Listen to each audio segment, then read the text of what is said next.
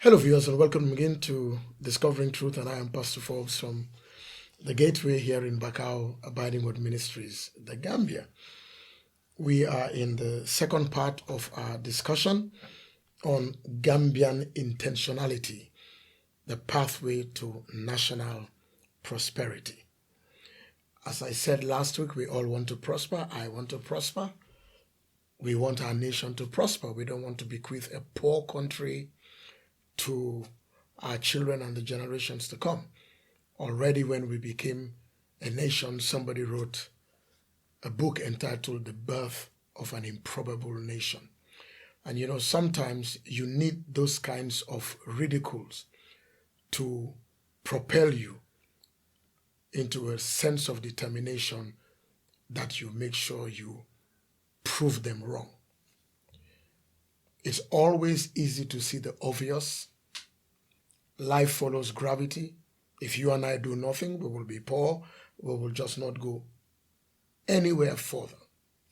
But for us to become prosperous, for us to advance, for us to achieve things, for us to be known, for us to really say we have done something in life and we've left a legacy, we have to go against gravity. We have to push against opposition, push against obstacles, push against every form of impediment, be it cultural, be it in our own minds, the fears we have, be it some psychological damage that people told us you'll never amount to anything, or because of the pigmentation of our skin, we'll always be at the bottom. You push against it and you become successful. And of course, it's a global reality that prosperity and progress knows no color, knows no color. The wealthiest people are on every continent, and much as the Forbes list will have their own list, I'm sure they also know that there are people that are stupendously wealthy and sometimes don't want you to know their wealth. So we can't even be sure that what the Forbes list says is what is the reality. But definitely they capture quite a lot of the globally wealthy people because we see the outcome and the effect of their wealth. But that's not the exclusive preserve of an Asian, a Caucasian, a black, or anybody else. It is all based on the vision we have, the mission we understand we have from the vision, and our core values. And our core values. And so last week we said that the basics are that we have to have that relationship with God. I cannot in all good conscience sit here, and I've done this for 28 years, and tell you you can be great without the God factor. Because the truth is that life transcends from time into eternity. If not, why do we have a conscience? Why? Our conscience just doesn't guide us because there's a constitution, or there are bylaws, or there are memorandums of association and articles of association, and there are stipulations. No. Our conscience is from God. And right as we begin to grow, we can tell. We can begin to decipher between right and wrong. And sometimes even when popular opinion redefines wrong as right and establishes it through media and global power and politics and tries to twist people to agree that wrong is right, our conscience still tells us wrong is wrong and right is right, because it's a God-given innate ability and discerner. So the God factor, that relationship, is the foundation for everything. Salvation through the Messiah is a non-negotiation for us, for you, for me. The transformation that comes, the recalibration that comes, the repositioning and resetting that comes is unparalleled to anything. So from that relationship, we said, we start being envisioned. It's almost like saying that now I know why I am alive, because I know my purpose.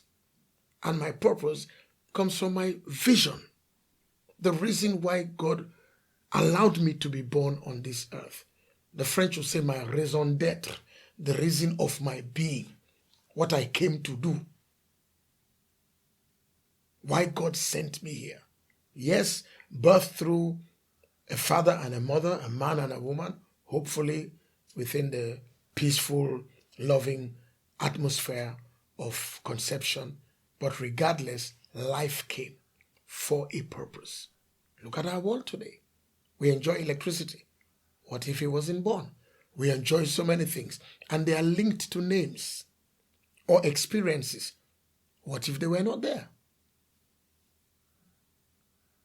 So that vision captures my heart that this is what I am meant to be doing.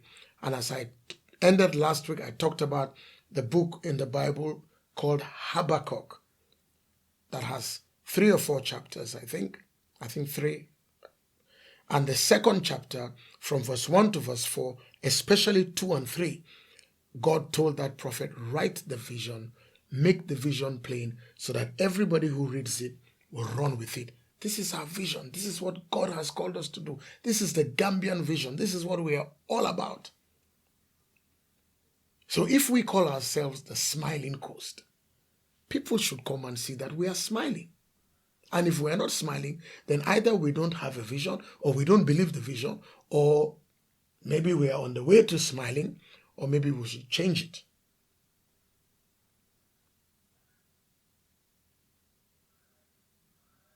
He said that everyone who reads it may run with it, for the vision is for an appointed time. Wait for it. Even though it takes long, it will not tarry forever. It will surely come to pass. We're going to be celebrating 60 years as a country in about 9 months' time. Do we have a vision? Do we understand it? Is it taught in schools? If I picked any 20 Gambians and asked them, what is the vision of the Gambia? Would they know? Or do we even have people struggling with the national anthem? So we must have this vision. I described it last week as the preferred picture, or the picture of our preferred future. I also defined it from the Bible, from the book of Proverbs, chapter 28, verse 19, 29, verse 18, and said, without a vision, people just lose hope and they go nowhere, because there's nothing to live for. There's nothing to be able to say, this is where I am. There's no benchmark. So how do I know I have gotten there when I don't know where is where the where is? So when we have found that vision, in most institutions, organizations, there's usually one phrase that captures that vision, and that's called the mission. So the vision is just that big picture of where we are going. The mission is how we are going to get there. So if national prosperity is going to be our portion, not by fluke, not by chance, not by luck, not by coincidence, but determinedly engineered, we must have that vision, which we all understand, from leadership to followership, and then we must know that this is the mission we are on. This is our mission. Now, the launching pads, permit me to use this phrase, the launching pads for this mission to make the vision achievable, I have put here about 13 for us. And I'm sure if we interrogate them, we can break them down to actually 5 or 6. But I just want to read them, and I'll be taking them one, maybe 2 or 3 years ago. I think that if we work on this 13 conscientiously, determinedly, in a razor-focused way, ladies and gentlemen, if we give ourselves less than 15 years from now, we'll see change and a shift in behavior, in lifestyle, in even how we speak, in the things we approve of, etc.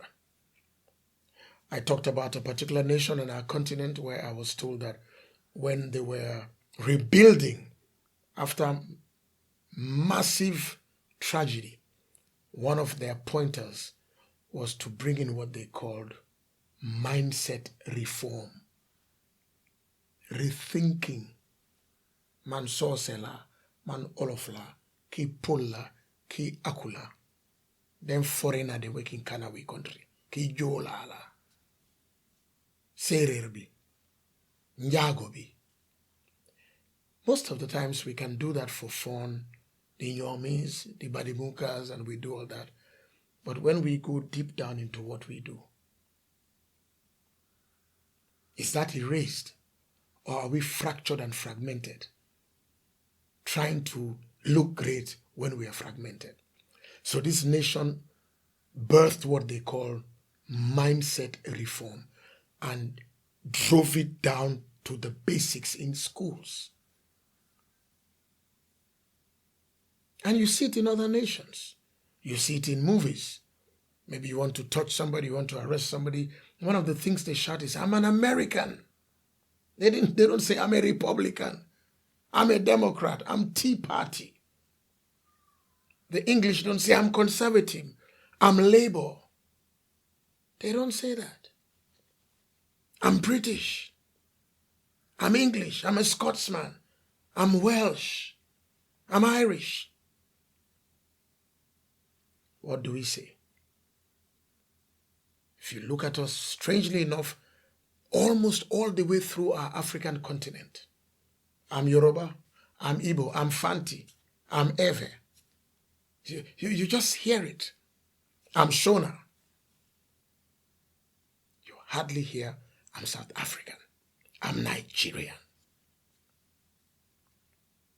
Talking about that country, recently the issue that happened with the airline that started flying to the United Kingdom, and just the outfit that they put on caused trouble.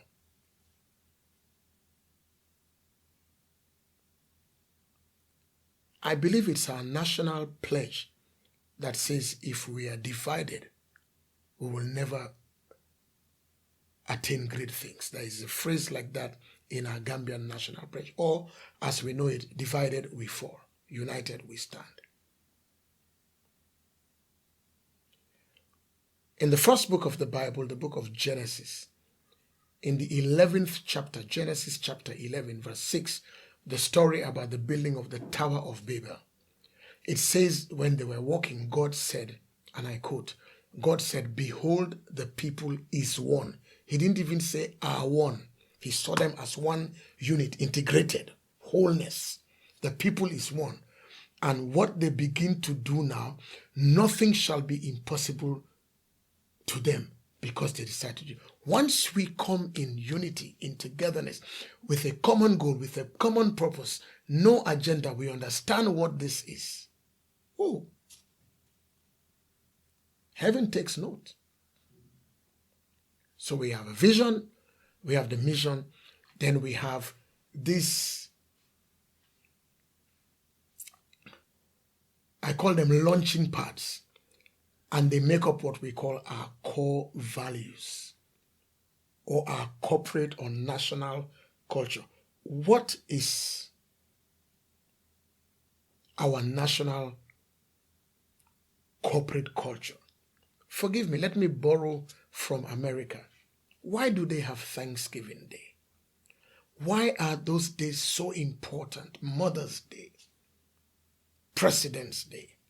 Why are some holidays, everybody comes out, there's going to be a float, there's going to be something going through a parade, and everybody gets galvanized? Memorial Day, cookouts all over America. Why? What do we do? What do we celebrate? Apart from religious feasts, independence, neither here nor there. The one we used to do before now, neither here nor there. All partisan, all segmented, all fractured, all broken.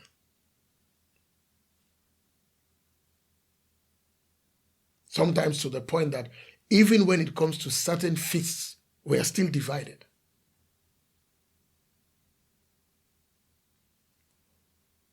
What is our corporate culture? What are the core values of the Gambian? What is it that when you see somebody, you say, he's Gambian? There's something unique about it. And I know in some ways there are things like that, especially when Gambians are in the diaspora, they come together and other people observe them. But it should be something that emanates from within. Charity begins at home, and then it will be seen outside. If it's within, it will show outside. So what is our corporate culture? What's our national culture? What are the launching pads for Gambia? What are our core values? You cut the Gambian, and every little piece of him is pulsating with these values. I want to propose 13. There are many, but we can work with them. Number 1 is that we must be a people given to planning and preparation, proper planning. There is a phrase that some of us know, some of you might know, the 5 Ps. You know the 5 Ps? Proper planning produces proper products, or something like that. Or proper planning prevents poor performance. Proper preparation prevents poor performance. If we are a last-minute people, and as I said last week, we have this Gambian phrase, so nobody know the CM. No. If that is a core value, then everything will be haphazard, last-minute, slapdash. We will never be at the best of our game, and we will watch other people excel, succeed, while we get upset, envious, jealous, and maybe even ashamed. We must be a people given to proper planning, on-time planning, and proper preparation. What that does to us, it gives us time to tweak, to second guess, to look again, to evaluate, to reevaluate, to criticize, to constructively adjust, to do that until we get the fine. It's the benefit of proper planning and proper preparation. Number 2, integrity. People should want to be able to do business with us because of our integrity. Not because we have this phrase, boy, kid nako where, by correct to baby, nako where, lila send mommy than def swing mommy. I will deal with him. I will wound him. I'll deal with him financially because it's what their forebears did to our forebears. No, we must have integrity.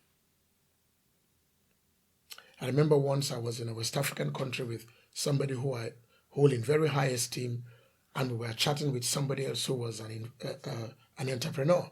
And this entrepreneur told us this story that one day his phone rang, and he reluctantly picked it, and there was an American voice on the other line, called his name. Are you Mr. So-and-so of this company? And said, yes. Well, your name was given to us by the U.S. Embassy and the Chamber of Commerce. They wanted to do business with him in the hospitality industry. Before the man could say Jack Robinson, they had wired millions of dollars into his account. And he asked why him. And the gentleman on the other line said, we've been trying to look for an honest person to do business with from your country. And a lot of people have failed us. Somebody told us of your integrity, and that's why we called you. He didn't have to put in any investment physically. His equity, his collateral was his integrity, his good name. The Bible says, ladies and gentlemen, a good name is better than precious ointment. That is the way your name is good and all kinds of doors open for you. Not make-believe, time-tested, proven, in private and in public, and people are okay with you. They will do anything for you, leave anything with you, give you anything without asking. Your self-recognition your integrity. You are integrated. You are one. You walk the talk. You talk the talk. You talk the walk. You walk the walk. You are who you are everywhere, and people can testify. AM, PM, you are the same. There are no 5 versions of you. You are not a chameleon. You are not situational ethically. You don't slide where the money is there. You are not fair weather. You are integrated. You are one. You are whole. You have integrity. You are dependable. You are trustworthy.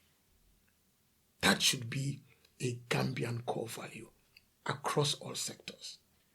So the question is, are we like that? Because we are talking about national prosperity. Are we like that? As a nation, are we like that? Can we raise our hand and say there is integrity in the main areas of our national life? Is there integrity in leadership? In everywhere. Is there integrity in the press? Is there integrity in the religious bodies? Is there integrity in the National Assembly? Is there integrity in the legislature? Is there integrity in the executive? Is there integrity in the private sector? Is there integrity everywhere? Integrity should be a core value, because the people who sit on those chairs are Gambians like you and me. So we bring our integrity into it. I bring mine, you bring yours, he brings us. We have integrity. And a people of integrity is difficult to cheat them. Number 3, discipline and self-control. Yes. We've all said it before. Ladies and gentlemen, it is not wise to eat in the morning what you should be eating at night. Or as we say, never sacrifice the long-term and the good on the altar of the immediate. I want it now. I want it now. Somebody did that in the Bible. His name is Esau. He did it to his twin brother Jacob, and he lost everything. He lost everything because what he got, he could not see it because it was not tangible. And the truth is that the great things of life are sometimes intangible and sometimes are found very deep. Oil, gold, diamond, uranium, you don't find them on the surface. You have to dig deep. Integrity, and then discipline and self-control, where you are able to control yourself, your desires, your appetites, your choices, even the things your mouth would want to say. There's a verse in the scripture in the book of Philippians in the New Testament, chapter 4, from verse 8 and 9. It has a list of things, what things are pure, whatever things are lovely, whatever things are good, whatever things are of good report, whatever things are virtuous, whatever things are praiseworthy. God says, think on those things, dwell on those things, put your attention on those things, put your focus on those things, not the evil, not the bad. Have self-control. And ladies and gentlemen, I'm sure we all know that discipline and self-control are so difficult. We were all brought up by parents, religious institutions, guardians, people. There was discipline. You had to sleep at this time, wake up at this time, dress your bed, brush your teeth, comb your hair, tuck your shirt, do your homework, do that, Saturday chores, you discipline. And then we grew up with discipline. Because vision disciplines. Because without vision, people do anything. So I'll revisit this as we continue. Discipline and self-control. Those 2 words spell the ability to say no. Not today. Not now. I can't do it. I won't do it. It is wrong. I'm not going to take it. I'm sorry. I can't be a part of this. Self-control. I may want it, but I don't need it. I may want it, but I cannot afford it. Even if it's a bribe, I'm sorry. My integrity is there. I'm disciplined. I have self-control.